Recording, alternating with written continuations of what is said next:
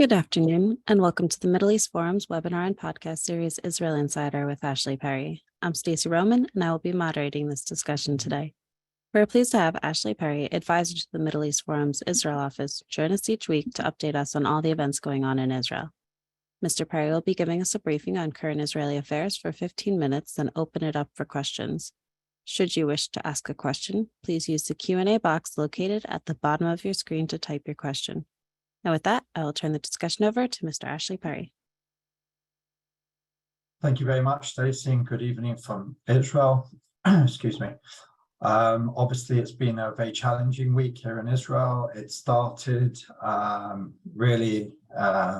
weekend. On Friday night, there was the news, which people who keep Shabbat didn't even receive until Saturday night, that there was a terrorist attack in the heart of Jerusalem, outside a synagogue, with people coming and going to prayers, and they were gunned down. 7 people in all were killed. And then the next day, there was a shooting attack just outside the old city, in Ir David.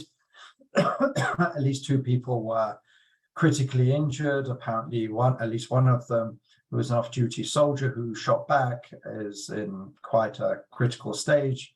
But the most remarkable thing about the second shooting was it was perpetrated by a 13-year-old Palestinian who himself was wounded and has been taken to hospital. We're not quite sure of the condition of the 13-year-old, but it really shows, we're told many, many times that Israel targets or shoots or kills youths or children when sometimes they're as old as 16 or 17, and they're trained and they have guns and they're even members of terrorist organizations. So the next time you hear about that, just keep in mind that there was a 13-year-old who'd been indoctrinated. They found his school book, and it was full of pleas to be a martyr, which basically means being killed during a terrorist activity. And all these sort of things. And it just shows the level of indoctrination that a 13-year-old can get a gun and can just decide on a Saturday to just shoot Jews, religious Jews, who are clearly trying to enjoy the Sabbath, etc., etc. So that's how the sort of weekend began. But the most interesting, or what many people, let's say, supporters and opponents of this government, wait to see what the reaction was. We've been told many, many times that this is the most right-wing, the most hawkish government in the history of the state of Israel. On paper, it certainly is.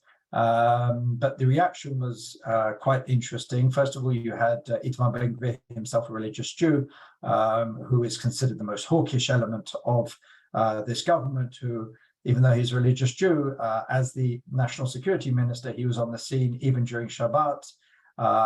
Interestingly, he placed or tried to divert some attention towards the justice system by claiming that they put an application to immediately seal off the room of the terrorists involved in those attacks already in the hours afterwards. Usually there has been a big debate, let's say, for decades, what you can do to stop terrorist attacks. And there was an idea quite a number of years ago that one of the reactions is to demolish the home of a terrorist, which there are many people in the security echelons who are for and against. Some say it does nothing to stop the attack. Others say it actually does, because we've seen, and there is evidence, that families will stop members of their family from perpetrating terrorist attacks, because their house and maybe some of their rights and benefits will be stopped as a result. But the first stage towards demolition is at least sealing off the house or the room or the area that the terrorist lives in. And that's what Itamar Ben-Gvir claimed that he put in straight away. And the Attorney General, he claimed it's not quick enough to give the okay. And there was a big back and forth. But what it did do is it returned attention to the judicial system, because that is and remains a big bugbear of this right-wing government. So that's where he decided to throw the attention. Interestingly, his partner, at least during the elections, Smotrich, of the Religious Zionist Party was a little bit more honest, let's say, a little bit more open about it. And he said, this is a big test for us, we have to react accordingly. And on Sunday, there was a cabinet meeting where some various steps or measures were declared to try and prevent these sort of attacks. One of them was to immediately seal up the terrorist homes, to allow more Israelis to carry guns, to build more settlements, which obviously was considered controversial by the left. What were some of the others? I'm trying to think. Just take a harsher steps towards the terrorist organizations. But what Netanyahu certainly was cognizant of, and certainly we saw later in the week why, is the Secretary of State, Antony Blinken, was in town. And Blinken is the highest level American official who has arrived in Israel since the swearing in of this new government.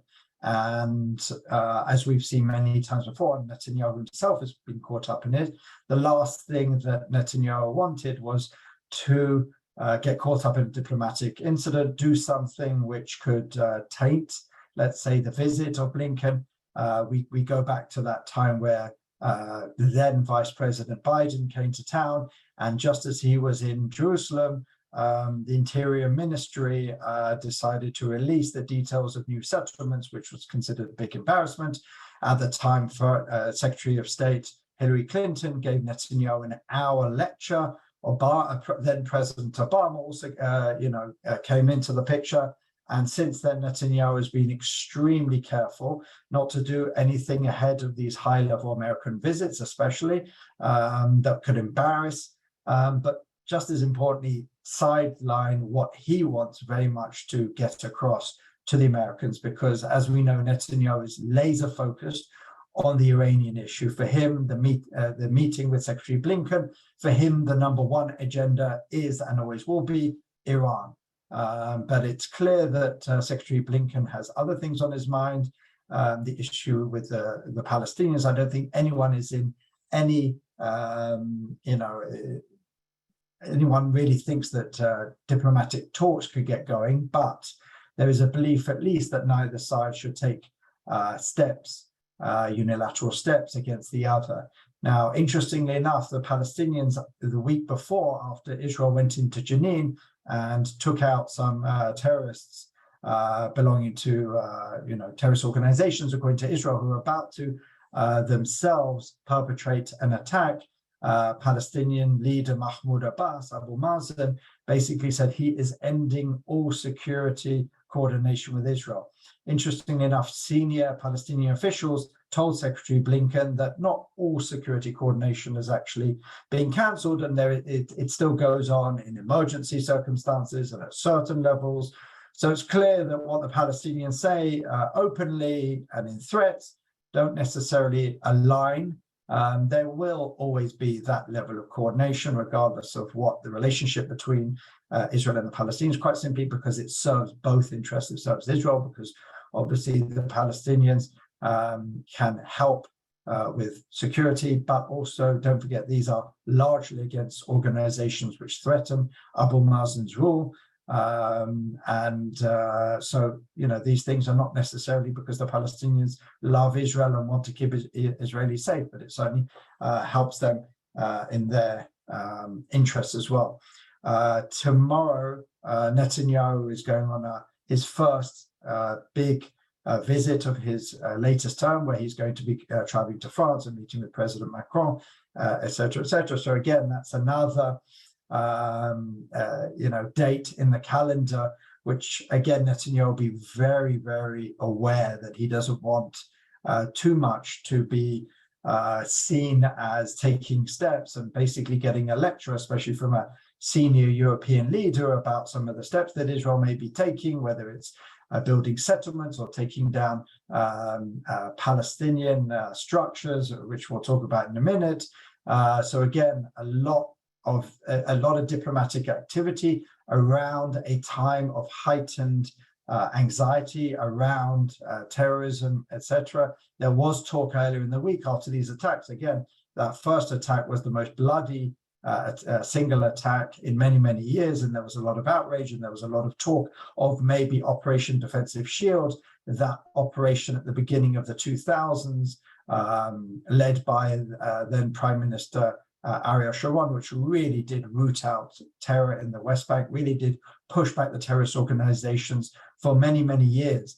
And there is talk that there may need to be a defensive shield too, which is going far, far further than any Israeli operation in the West Bank, in Judea, Samaria for almost 2 decades, because there's a feeling that there are more and more terrorist organizations sprouting out, and also because it took, it was over 2 decades ago that there is a younger leadership which doesn't remember how hard the IDF hit them in those years, in those, I should say, weeks of Operation Defensive Shield. So perhaps there's a need to remind them and to root out terrorism, because there seems to be a heightened sense of insecurity, and especially, as I said, with some of the members of this government calling for a tougher stance against terrorism. It wouldn't surprise me if, God forbid, there are more similar terrorist attacks, then there could be a launching of something like that. The other major issue in this arena is, again, the issue of Khan al-Ahmar. We've talked about this many times in the past. Basically, just to go over it very briefly again, Khan al-Ahmar is a very small Bedouin encampment. There are no permanent structures there. We're talking about tents, shacks, etc., which is on a very strategic parcel of land on the way to Ma'ale Adumim. Ma'ale Adumim is considered very important because both sides need it for what they state is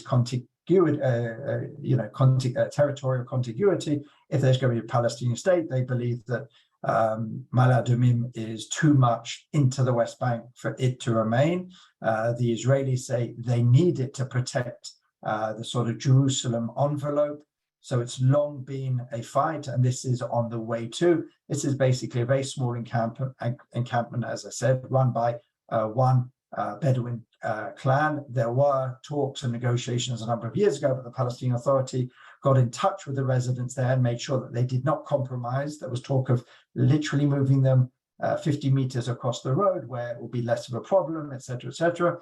A number of years ago, a right-wing organization, Regavim, petitioned the Supreme Court to demand that the government remove Khan al-Ahmar because they claimed it had been built illegally, etc. And the Supreme Court actually did rule in favor of Regavim and said that the government has full permission to demolish Khan al-Ahmar. It was built illegally. It's a danger. It's built on land it shouldn't be, etc. So the government was given the green light by the judicial system to do so, but every single government, Netanyahu government, then the Bennett-Lapid government, and now again the Netanyahu government has put it off once again. And again, we are talking about a right-wing government, which they showed tonight in the news. Every single member of this government, from Netanyahu, from Ben-Gvir to Smotrich to everybody, were all on record as saying it's a disgrace. When they're in the opposition, it's a disgrace that this issue was put off. As soon as we get into power, that's the first thing we're going to be doing.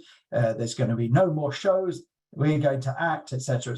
Well, again, now they're in office, and Khan al-Ahmar, they basically applied to the Supreme Court for another stay of execution. They've asked for another 4 months to deal with the issue. So it'll be interesting to see how that goes down, because Khan al-Ahmar, while it is geographically relatively insignificant, it wouldn't take that long to demolish it. As I said, there are no permanent structures there. There's a bunch of tents and a few shacks.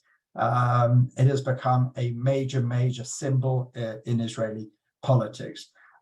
Going back to one of the issues which Netanyahu certainly would prefer to be off the agenda, it was quite clearly on the agenda even during talks with Secretary Blinken, during public remarks in a press conference. Even Secretary Blinken alluded to them, and that is, of course, the judicial reform. Now, Secretary Blinken clearly wanted to mention it to show that it was on his mind, to create the debate, even met with civil society leaders, and again it was brought up, this judicial reform, because I'm sure he's been hearing about it from many quarters, and it's something which Netanyahu would hope would not reach the diplomatic arena, but it clearly has, and that was shown during the time that Secretary Blinken was here.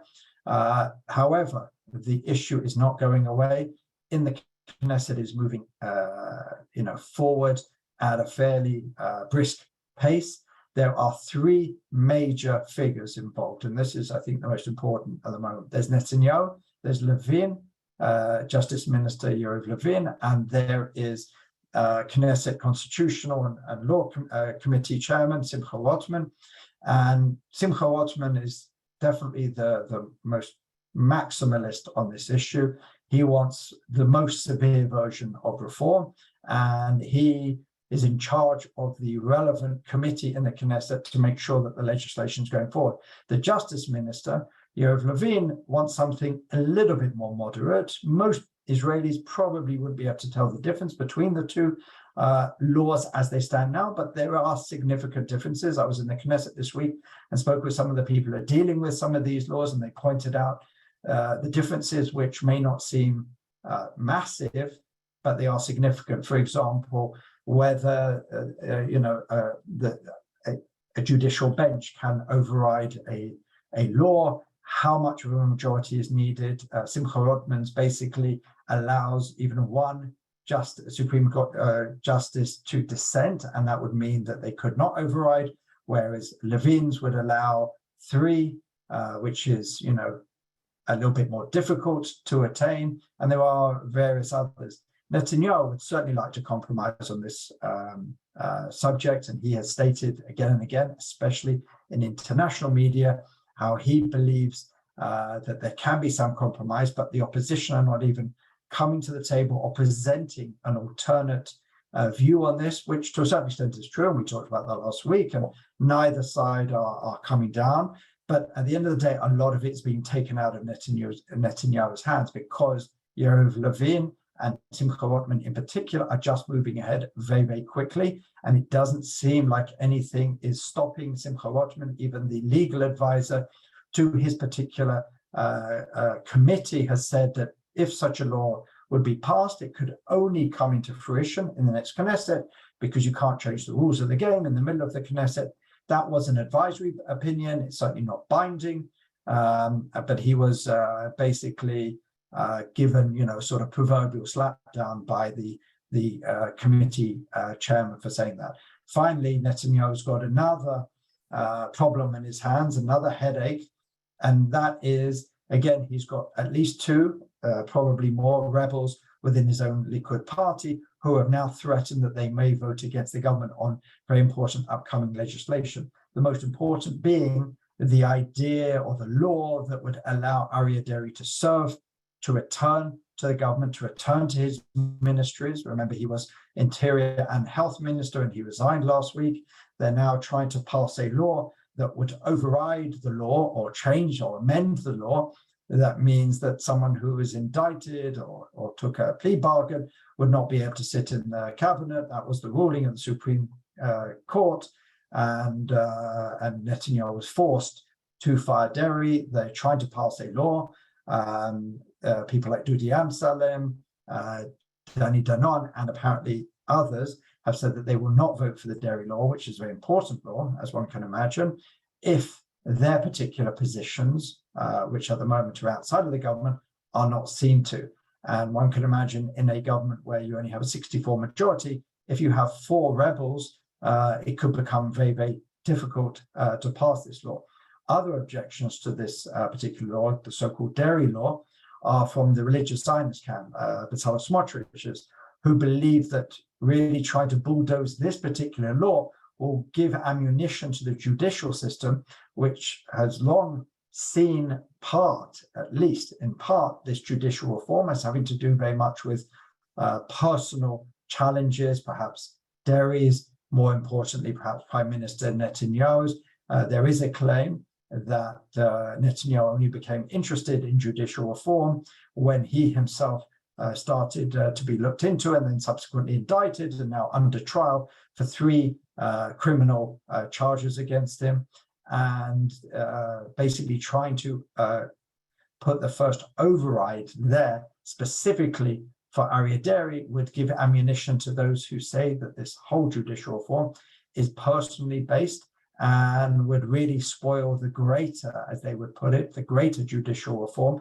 and the overrides which they would like themselves to put into place. So a lot of headaches for Netanyahu in this week, as there has been the last couple of weeks. As I said, he's going to France tomorrow. Again, for him, the number one issue will be Iran. Don't forget, France is a member of the Security Council, is a member of the P5+1, and a very important player, especially with what's going on in Iran. So while he will want the focus to be on Iran, he will have a lot of headaches with the Palestinian issue in the background, the judicial reform issue in the background, and not least from rebel members of his own party. And with that, I'm happy to answer any questions you may have.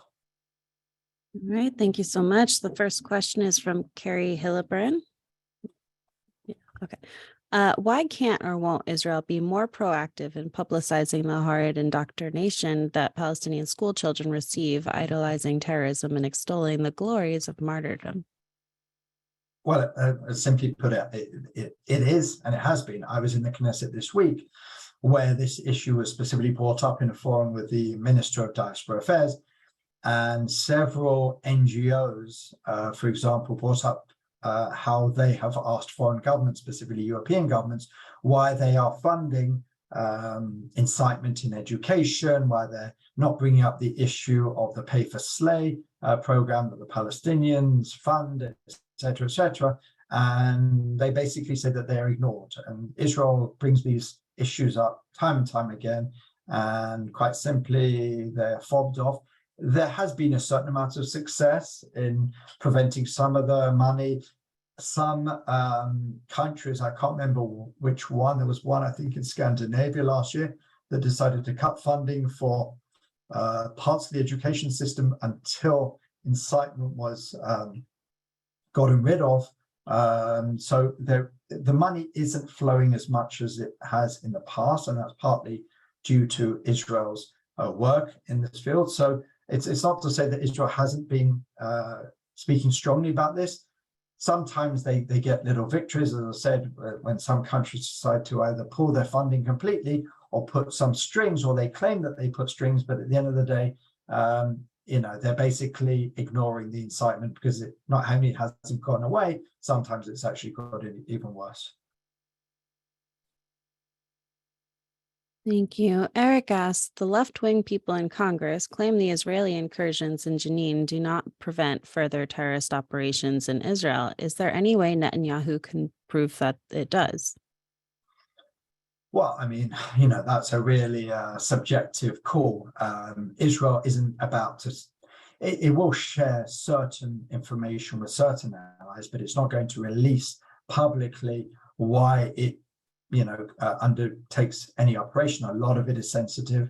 A lot of it is intelligence-based. Some of it will be as a result of collaboration with certain Palestinian individuals. They don't want to give away their sources of intelligence, just as the Americans wouldn't want to give away any of their sources of intelligence for any operations, counterterrorism operations it does around the world. So, it's not going to go public with these. But again, you just look at the list of people who were killed in that particular operation, and all but one were senior members of terrorist organizations. And that wasn't Israel's suggestion. That was the terrorist organizations who took ownership of their own people. The interesting thing is that sometimes, when international media organizations show some of these people killed, there'll be sweet-looking people in civilian clothes, but then when the Palestinian official media channels present them, they'll be in full army fatigues with M16s thrown over their back, with grenades in their hands, with saying, I want to die a martyr, etc., etc. So these are not pleasant individuals. They're not bystanders. As I said, there was, I think, out of the 11 individuals who were killed, I think there was one person who wasn't involved in a terrorist organizations, unfortunately, because when you're forced to go into civilian areas, and that's what the terrorist organizations want, it's almost impossible to have a seamless operation. But the fact that 95% or whatever it is, 90% of the people who were killed were senior members of a terrorist organization. And Israel said, these are people who are about to perpetrate an attack. And don't forget, a few days later, we did see an attack where someone shot up a synagogue and 7 people were killed. I think there's very little leg to stand on by anyone who says that these operations are not necessary. Thank you. Alexis Griller is asking about the recent drone attack in Iran, which happened at a very delicate and difficult time given the Russia-Ukraine situation, with very little damage done. Why did the Israelis go in at this point? To test Iranian defenses, to inflict damage, to destroy munitions buildings? I should say that Israel hasn't taken official responsibility for that attack. There has been hints and there has been leaks, et cetera, et cetera. And according to foreign intelligence officials, there was quite a lot of damage done.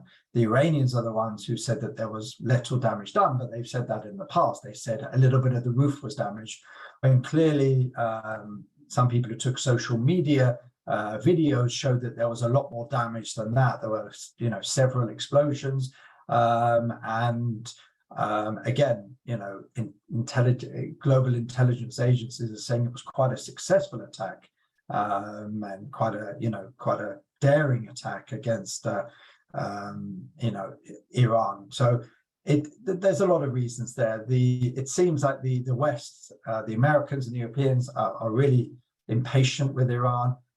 They do not see any path back to negotiations for a return to the JCPOA at this point. So probably Israel has seen this as an opportunity. If there's no negotiations on the horizon, if diplomacy at this point, by all accounts, by all the major players, has failed, then this is an opportunity for Israel or those responsible for the attack, to try and push back on Iran's weapons program, on its military, et cetera, et cetera. So there's quite a lot to be gained there, especially considering Iran's destabilizing role in the Russian war in Ukraine.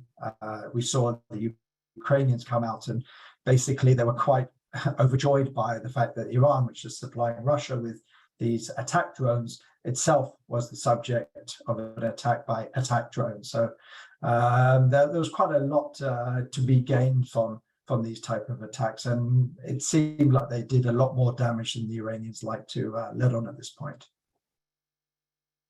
So going into these meetings with the Europeans and the US, do you think Netanyahu can keep the focus on Iran this time? I know there's been some issues with that in the past.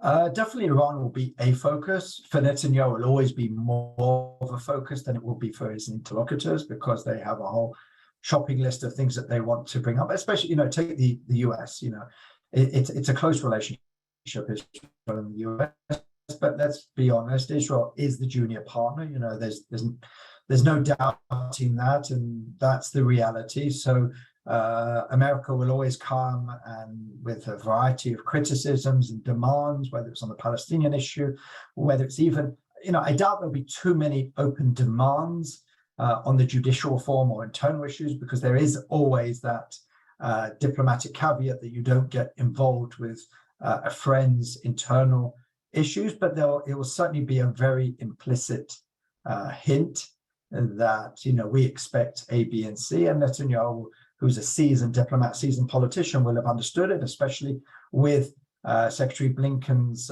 public remarks, as I said, implicitly, some may even argue explicitly mentioning what's going on in Israel with the judicial reform issue, and what his opponents would say is a threat to democracy.